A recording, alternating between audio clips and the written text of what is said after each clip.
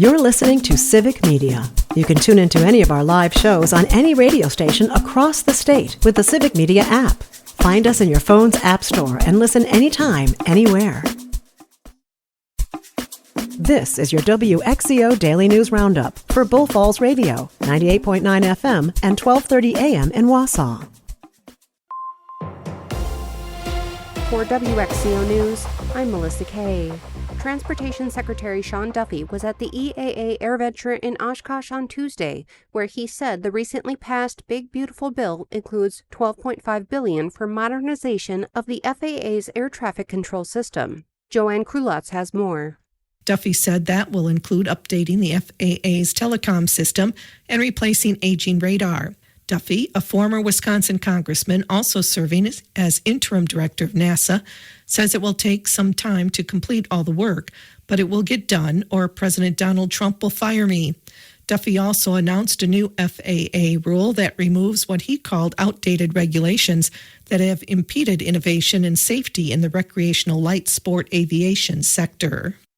In a rare show of bipartisan support, Democratic U.S. Senator Tammy Baldwin and Republican Representative Tony Weed from the 8th Congressional District introduced a bipartisan bill to honor veterans who participated in Operation End Sweep with the Vietnam Service Medal. Participants in Operation End Sweep, a mission to clear dangerous mines in North Vietnam after the war, are currently ineligible for this service medal because their service took place after the United States had officially withdrawn from Vietnam in January 1973.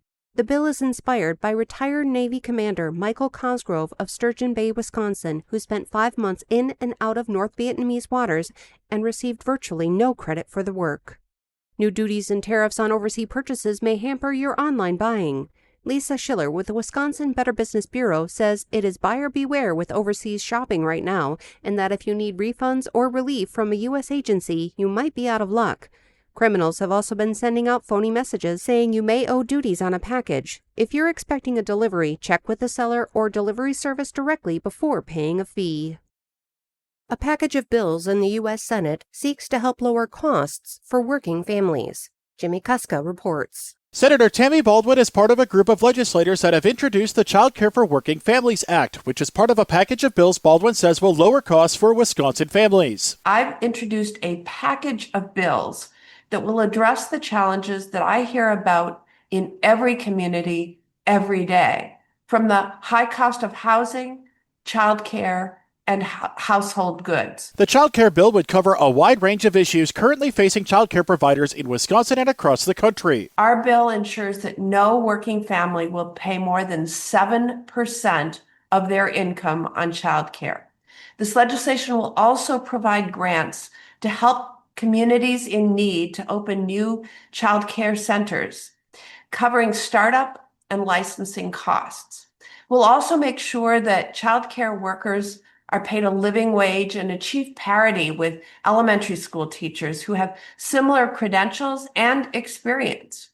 Lastly, our bill would dramatically increase access to quality pre-K. Baldwin said that an investment in child care will also have other benefits. When parents cannot find affordable care, they cannot join the workforce or go back to school to get the skills they need to land a good-paying job. Two other bills, the Price Gouging Prevention Act and First-Time Homebuyer Tax Credit Act, are part of the package. Meanwhile, Governor Tony Evers has launched the Child Care Bridge Payment Program, which provides $110 million in monthly direct payments to Wisconsin child care providers through June 2026. The package of bills was introduced in part because legislators say the bridge payment program does not go far enough to serve all families who need support.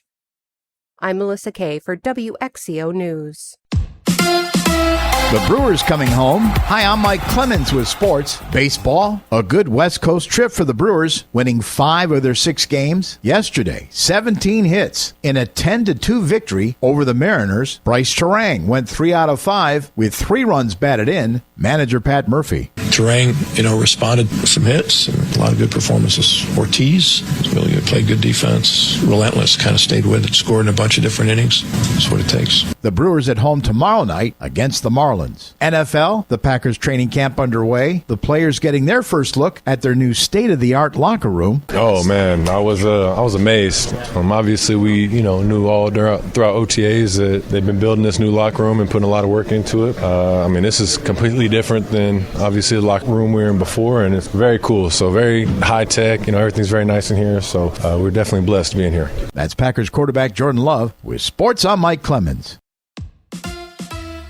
The music industry is mourning the death of Ozzy Osbourne. Tributes from fellow musicians, including his former band Black Sabbath, the band Osbourne helped found, but was also asked to leave due to substance abuse issues in 1979. Osbourne later joined the band for reunion tours about 10 years ago, and they played together just a few weeks ago, which was Osbourne's final show. Ozzy passed away Tuesday at the age of 76 after struggling with health issues for years. More music news. Stevie Nicks and Lindsey Buckingham are obviously up to something. Last week, they both posted on Instagram the lyrics to the song Frozen Love, with Nicks posting and If You Go Forward, and Buckingham finishing the lyric, I'll Meet You There. Speculation, according to Yahoo Entertainment, is that they are re-releasing Buckingham Nicks, their album from 1973, a prior work to them joining Fleetwood Mac. More rumors have been fueled now that a billboard is up on Sunset Boulevard near the studio where the album was recorded. Subtle stuff. Another potential big-time blockbuster hits the big screen this weekend at your local theaters. Fantastic Four: First Steps is the latest mega movie summer release, and reviews are pretty good. The film, which stars Pedro Pascal, Vanessa Kirby, and the Bears' Ebon Moss-Bacharach, is currently pulling an 87% certified fresh rating on Rotten Tomatoes. If you're wondering about the plot, well, I don't want to spoil it, but let's just say there's a lot of superhero-type stuff happening. If you're tired of franchise or superhero films and want a good scare, you have two options this weekend. The first has only one review, and it is negative. It stars Pete Davidson, and the early buzz is, it wouldn't surprise me if the movie poster read, don't get your hopes up. The second is called Together, and it is pulling a 100%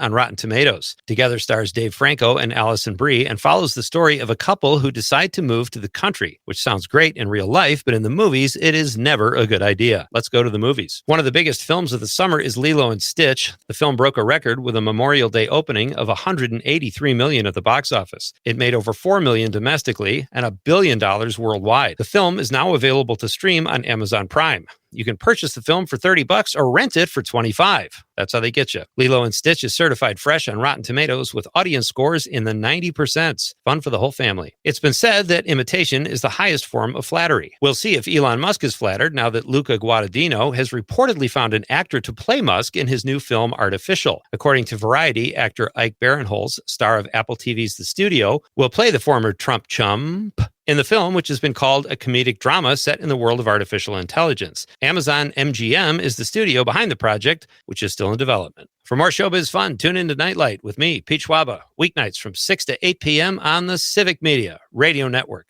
Scattered thunderstorms are possible today with a high right around 82 this afternoon. Tonight, partly cloudy. Will drop into the low to mid-60s. Tomorrow, mostly sunny with a high in the mid-80s. I'm meteorologist Sean Cable. Right now, it's 70. That's your WXCO Daily News Roundup from Civic Media. Subscribe to this podcast on Spotify, Apple, or wherever you find your podcasts. Find more news at bullfallsradio.com. The national news cycle never stops, but it can be hard to find news about your local community. Civic Media is dedicated to providing quality local and state news coverage across Wisconsin. With the Civic Media app, you can get notifications about local stories that matter to you and your community. Find the free Civic Media app in your phone's app store and choose notifications from the menu to tell us what kind of news you want to hear about.